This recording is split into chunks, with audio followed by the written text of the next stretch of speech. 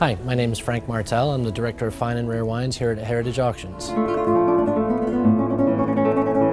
One thing that sets wine apart from other types of collectibles is the fact that it's a very visceral experience. You get to drink it and enjoy it and share it and talk about it with virtually everybody. It transcends culture, it transcends race, it transcends profession, it transcends language. It's a very interesting thing. And to those ends, you find people drawing special attachment to wines from their birth year or maybe their anniversary year. And there's something very cool about having a wine that was made at the same time you were born, or to think about a particular year in your life that was really meaningful. There's something very cool about attaching historical significance to a wine of a vintage that really means something to you personally. Buying significant wine isn't just for people who are wine collectors or who are really deeply invested in the hobby of collecting and drinking wine. There are lots of people who, for a special occasion, will splurge. These birthday and anniversary wines are significant because of the date. It's not because somebody knows something in particular about that one wine. Finding the best wine out of your birth year really makes it worth sometimes reaching up to maybe something you wouldn't normally spend on wine, and in some cases that can be a gateway to collecting other wines. It can be a starting point rather than a destination.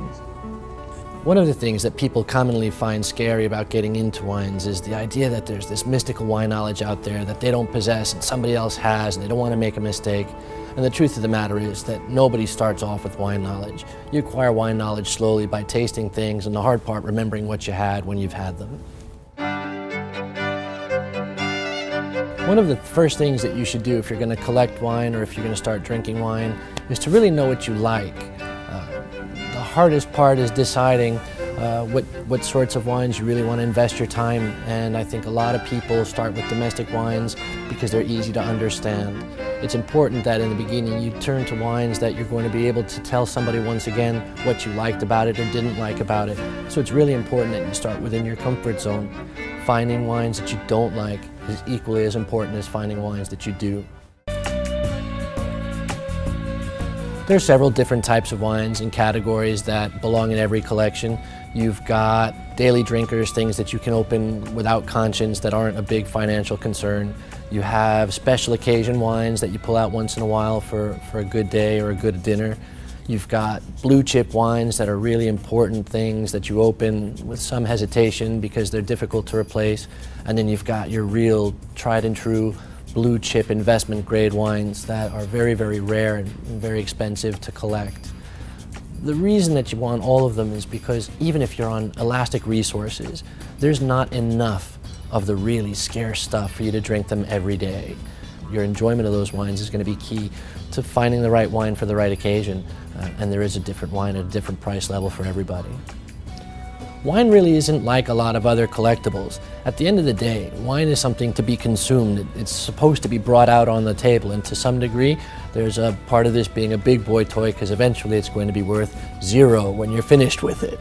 Sharing wine and being social with wine is very much the point of wine. It's the purpose of being a wine collector. There are real advantages to buying wine at auction rather than your local grocery store. For starters, we deal with a lot of material that has a little bit more age to it. So buying wine at auction is different because it's episodic. You buy it when an auction comes around. Rather than browsing an aisle, you browse an online catalog, but you still make choices based the same way that you would either on vintage or region or label graphics. But you go to the website, you point, you click, you buy, and the stuff ships. It's just like if you were purchasing at the store, either online or in a bricks and mortar building. Buying wine doesn't require that you have an underground temperature and humidity controlled cellar necessarily.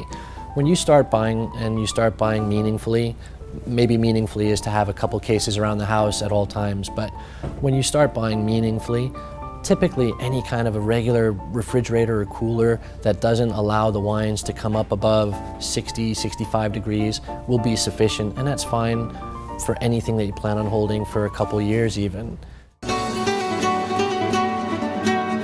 The one thing that I really stress to everybody who's getting the wine bug and wants to start collecting, don't buy too much of anything.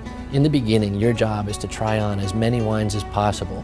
And if you had a Chardonnay one day that you didn't like, don't make the decision that you just don't like Chardonnay. There's lots and lots of wine out there for the right occasion. You don't want to buy anything that appears to be in bad condition just because it's a bargain.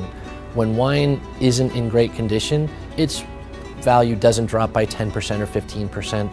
It generally becomes zero. Label conditions don't really matter. You want the wine inside to be healthy.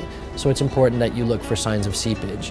It's important that you contact whoever you're buying with and understand what types of background they have on the wines that they're selling. Typically, you're going to be working with somebody that you trust, and there aren't a lot of pitfalls. But don't buy anything on reputation. Just buy the stuff that you think is interesting.